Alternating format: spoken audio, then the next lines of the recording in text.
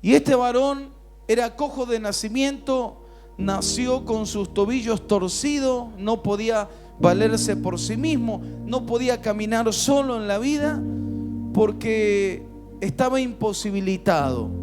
Él tenía ese problema por el cual no podía moverse por sí mismo y siempre estaba dependiendo y esperando de los cristianos, de los que entraban en el templo, a ver si querían darle una monedita, a ver si querían darle algo para que él entonces pueda comer o quizá comprarse una ropa. Ahora, así como este varón, hay muchas personas imposibilitadas también. Algunas personas tienen una enfermedad, otros tienen una adicción, otros tienen cualquier otro problema. A veces hay lastimaduras en el corazón, en el alma. Por eso dice la palabra que el Señor sana al de corazón roto y venda sus heridas. Esto está en el Salmo 147:3. Eso quiere decir que hay personas que por el mundo van caminando en la vida y muchas veces sonriendo, pero el alma está llorando, el alma está angustiada. Y hay prisiones de oscuridad, hay celdas espirituales en la cual el diablo ha metido a muchos por cuanto han estado viviendo una vida ajena a la voluntad de Dios, apartados de la voluntad de Dios. Nosotros sabemos que lo que le da autoridad legal al diablo para que el diablo haga y deshaga en nuestras vidas es el pecado. Amén. Entonces la palabra, hay un versículo donde el Señor le dice a los fariseos: ustedes son hijos del diablo, le dice el Señor, por cuanto ustedes la voluntad del diablo hacen. Entonces, al hacer la voluntad del diablo, ellos mismos estaban poniendo por padre a Satanás. Porque en sí la Biblia nos enseña de Jehová la tierra y su plenitud y todo lo que en ella habitan. O sea, el Salmo 24 es un principio bíblico en lo cual nos enseña a nosotros: todo es de Dios, todos son criaturas de Dios. Pero a aquellos que han creído en su nombre, dice la Biblia, les ha dado potestad de ser hechos hijos de Dios. Es una cosa ser creación de Dios y otra cosa ser hijo de Dios. Y otra cosa ser hijos del diablo. Suena duro, pero lo que el Señor quería explicarle a ellos, que ellos estaban haciendo la voluntad del diablo, estaban poniendo por padre a Satanás. Ahora nosotros necesitamos poner por padre a Jesús, pero no depende tanto del Señor, depende de nuestras decisiones, depende de qué es lo que queremos en la vida. Y sabe que Dios hace un milagro tremendo en la gente, porque nosotros llegamos siendo demandantes. Demandamos: quiero que oren por mí, quiero que me ayuden, quiero que me den. Así llegamos nosotros a la iglesia.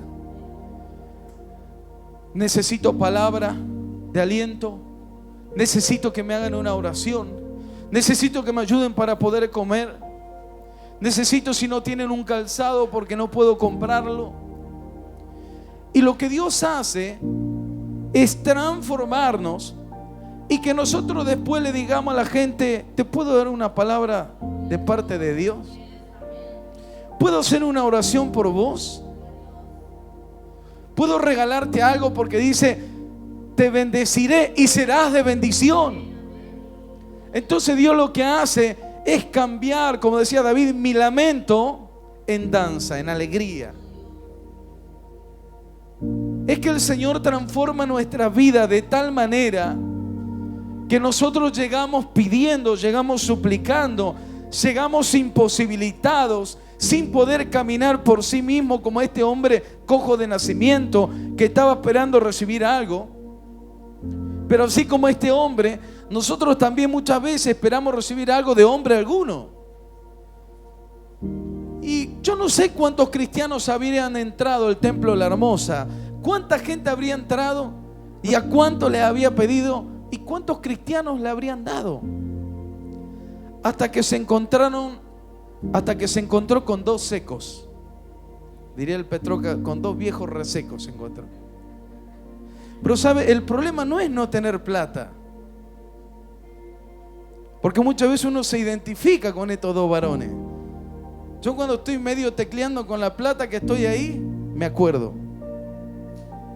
Yo digo, bueno, puede que no tenga plata, pero tengo algo más poderoso que la plata. Es la unción del Espíritu Santo, a la cual nunca cedí a regalarla, a darla, a despreciarla. Y sabe, Esaú vendió su primogenitura, la bendición la cambió por un plato de lenteja, por algo momentáneo, por un momento. ¿Cuánto podía durar ese plato de lenteja? Saborear ese plato, disfrutarlo.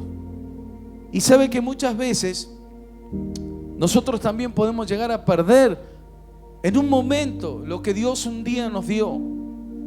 Pero qué bueno es que nosotros guardemos la unción de Dios, no la cambiemos por nada. Y por más que en algún momento digamos, yo económicamente no estoy pasando un buen momento, recuerde las palabras del apóstol Pablo que dijo: he aprendido a vivir tanto en la abundancia como en la escasez. Ahora, cuando estamos pasando por un momento difícil, recordemos los momentos de abundancia que tuvimos también. Porque si vamos a aceptar las vacas gordas, también aceptemos las vacas flacas. Los momentos de vaca gorda y los momentos de vaca flaca. Pero en todo momento Jesús sigue estando en el trono y sigue siendo mi Dios y tu Dios. Hermano, este varón estaba ahí parado esperando. Algunos le han dado algo de plata, hasta que se encontró con estos dos secos que no tenían plata, pero tenían algo mucho más valioso que el oro y la plata. Tenían al Dios, dueño del oro y de la plata. Tenían la unción del Espíritu Santo de Dios. Y a veces nosotros pensamos que dándole cosas terrenales o naturales de la naturaleza humana, con eso basta. Pero la gente necesita algo más. La gente necesita algo más. A veces queremos hacer obra social y no está mal. Es parte de la iglesia también. Tenemos que ayudar.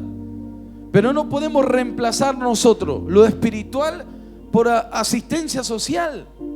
No podemos volvernos nosotros un lugar que se desviva por dar alimento, por dar cosas, pero nos olvidemos del alimento espiritual. No podemos nosotros olvidarnos de que todo lo que mueve esto, el motor de lo que mueve la iglesia, es el Espíritu. Y sin el Espíritu, hermano, estamos muertos. ¿Por qué? Porque la iglesia es el cuerpo de Cristo. Pero ¿qué es de un cuerpo sin Espíritu? La Biblia dice que ¿qué es la muerte? Dice en Santiago, sino la separación del Espíritu del cuerpo. Y en Apocalipsis habla de una iglesia y dice: tienes nombre de que vive, pero estás muerto. O sea, no hay espíritu. Está el cuerpo, pero no está el espíritu. Y nosotros como iglesia tenemos que tener cuidado. Hermano, necesitamos el espíritu para poder caminar. Si no, estamos paralizados, como muertos, sin moverse, sin poder hacer un montón de cosas. El muerto no siente, ya no puede hacer nada. La iglesia tiene que tener vida. La iglesia necesita el Espíritu. Necesitamos el Espíritu de Dios. Estos dos varones no tenían plata, pero tenían lo más importante: el Espíritu de Dios estaba en ellos. Tenían una unción más poderosa. Llega más lejos que la plata. ¿Cuántos dicen amén? La unción de Dios llega mucho más lejos. Porque, hermano, los hombres podían darle unas monedas para que se compre una viandita para el día, y al otro día iba a tener que volver a ir a ese lugar a pedir, o a otro lugar a pedir limosna, y le iban a dar unas moneditas. Pero no podemos vivir de monedas. Y muchas personas también buscan la felicidad en cosas terrenales que son como moneditas que se te van a acabar en un rato. Son momentáneas. Y uno dice, pero yo necesito la felicidad, yo necesito estar bien. Y ¿sabe lo que hace el hombre o lo que hace Satanás? Le da moneditas que se le acaben en un rato y que después tengan que volver a pedirle. Así trabajan muchos gobiernos, dando moneditas para que después, entonces uno se vuelve dependiente de ellos y da un poco y uno otra vez necesita pedir y otra vez. No, la gente necesita valerse por sí mismo, la gente necesita trabajo, la gente necesita vivir dignamente, pero el diablo lo que hace es trabajar de esa manera y los gobiernos saben esto, por eso muchos hacen eso, prefieren tener dependiente a las personas. Los falsos predicadores hacen lo mismo. Los falsos predicadores no enseñan a que la gente pueda tener una relación con Dios, que ellos consulten a Dios, que tomen sus propias decisiones. No, las sectas lo que hacen es que todo pase por ellos, todo tiene que pasar por ellos, todo tiene que preguntar. Entonces siempre dependiente, siempre dependiente. Mañana vas a tener que volver a mí, pasado, si querés vida, vas a tener que volver a mí. Todo depende de mí. No, de ninguna manera. Hermanos, lo que Dios a nosotros nos da es para siempre. Dice, le daré agua viva y no tendrán sed jamás. Lo que Dios a nosotros nos da no es momentáneo, es la unción de Dios que permanece para siempre. Pero necesitamos seguir guardando. Ese odre no puede rajarse, ese Espíritu de Dios no puede perderse. Lo que Dios un día colocó en nosotros, no tenemos que permitir que nada ni nadie nos lo robe. Hermanos, todos le daban moneditas que se le gastaban y tenía que volver a pedir, hasta que se encontró con estos dos varones llenos de la gloria de Dios y le dijeron: no tengo plata ni oro, no tengo cosas terrenales. Si quieres algo terrenal y momentáneo, no somos las personas indicadas. Resulta que las personas llenas del Espíritu Santo tenemos algo mayor. Yo puedo darte otra cosa. Yo no te voy a dar algo para que puedas suplir tu necesidad de algunas horas. No, yo voy a darte algo que si lo recibís, lo vas a tener para siempre. Él dice: no tengo plata ni oro, más lo que tengo te doy. En el nombre de Jesucristo, levántate. Y lo agarró de la mano y lo levantó. Y cuando lo levantó, sus tobillos se enderezaron y él empezó a saltar, empezó a danzar y entró al templo de la hermosa. Y todos lo miraban y decían: este no es el que le acabamos de dar una moneda. Este no es el que siempre estaba allá afuera pidiendo, mangueando, pidiendo limosna. Sí, es el mismo, pero tocado por el poder del Espíritu Santo. Déjeme decirte que cuando el Espíritu de Dios te toca, las cosas cambian. Cuando el Espíritu de Dios te llena, las cosas cambian. Muchas veces uno está mendigando gotitas de felicidad al mundo cuando Dios tiene un río, un manantial de agua viva. Y Dios nos pide que nos sumerjamos a ese río de agua viva. Dios quiere darnos lo que realmente necesitamos.